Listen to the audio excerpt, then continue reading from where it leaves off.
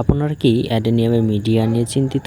তাহলে এই ভিডিও আপনার জন্য। প্রিয় অ্যাডেনিয়াম বাগানী, আপনারা প্রায় প্রশ্ন করেন কিভাবে একটি সুন্দরভাবে অ্যাডেনিয়ামের মিডিয়া তৈরি করা যায়।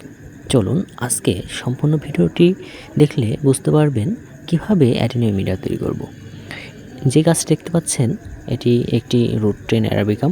এই অ্যারাবিকামটাই আমি আজকে রিপোর্ট করব। এর জন্য আমি কিভাবে মিডিয়া তৈরি করি এবং আপনারা কিভাবে মিডিয়া তৈরি করবেন এই বিষয় নিয়েই আলোচনা করব।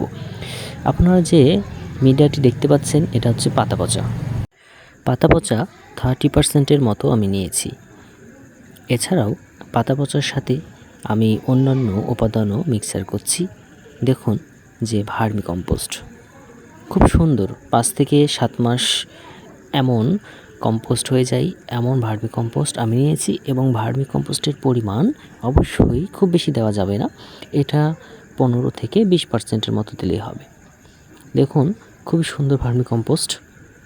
এই ভার্মি কম্পোস্ট আপনি আপনাদের যতটুকু প্রয়োজন, যতটুকু টব বা কয়টি গাছ লাগাবেন সেই হিসেবে দিয়ে দেবেন। তো আমি যেহেতু অনেকগুলো গাছ লাগাবো এই কারণেই আমি এগুলো অনেক পরিমাণেই দেখাচ্ছে 5-7 বস্তার মতো আমি তৈরি করছি। এখানে আমি প্রায় 20% মতো দিয়ে দেব। এবার হচ্ছে মোটা বালি। দেখুন আমি মোটা বালি নিয়েছি। এই মোটা বালির পরিমাণ 25 থেকে 30% মতো নিতে পারেন।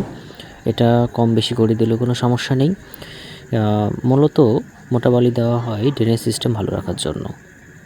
কারণ অ্যাডেনিয়ামের ক্ষেত্রে পানি পছন্দ করে কিন্তু জলবদ্ধতা পছন্দ করে না। আপনি যত ড্রেনেজ সিস্টেম ভালো করবেন আপনার গাছ তত সুন্দর হবে। এবার আমি যে জিনিসটা দিয়েছি দেখুন চিটা, ধানের চিটা। ধানের চিটা আপনি যদি কম্পোস্ট করে নিতে পারেন তাহলে খুবই ভালো হয়। আমার যেহেতু কম্পোস্ট করা ছিল না, শেষ হয়ে গেছে, আমি আস্ত ধানের চিটাই দিয়েছি। এক্ষেত্রে হয়তো কিছু ধানের গাছ বের হবে, এটা 1-2 বার তুলে দিলেই পরিষ্কার হয়ে যাবে। তো ধানের চিটা এটা মিডিয়াটা ঝুরঝুরে করে এবং মিডিয়াটার ওয়েট খুবই কম হয়। এক্ষেত্রে দেখা যাচ্ছে যে মিডিয়াটা খুবই হালকা হয়, গাছের গ্রোটা ভালো হয়। তো সবগুলো যে উপাদানগুলো নিলাম এই উপাদানগুলোই একসাথে মিক্সার করব, অর্থাৎ মোটা বালি, পাতা পচা, ধানের চিটা আর ভার্মি, এই 4টি উপাদান দিয়েই আমি সুন্দরভাবে মিডিয়াটি মিক্সার করে নেব। এছাড়াও আপনারা দেখা যাচ্ছে যে ফাঙ্গিসাইড দিতে পারেন। ফাঙ্গিসাইড দিয়ে এটা ভালো মতো মিক্সচার করে নিতে পারেন, অথবা কীটনাশকের জন্য প্রোডাক্ট ইউজ করতে পারেন। এক্ষেত্রে ছোট ছোট যে শামুক হয় সেই শামুকগুলো হয় না বা কোনো পোকার আক্রমণ হয় না। তো যে গাছ দেখছেন এটি একটি রুট ট্রেন অ্যারাবিকাম। এই অ্যারাবিকামটি আমি এই মিডিয়াতেই রিপোর্ট করব। এভাবে আপনি মিডিয়া যদি বানান তাহলে অ্যাডেনিয়াম, অবেসাম বা অ্যারাবিকাম যে কোনো অ্যাডেনিয়ামই আপনি এই মিডিয়াতে খুব অনায়াসেই আপনারা এটা প্রতিস্থাপন করতে পারবেন এবং গাছের গ্রোথ আলহামদুলিল্লাহ সুন্দর হবে।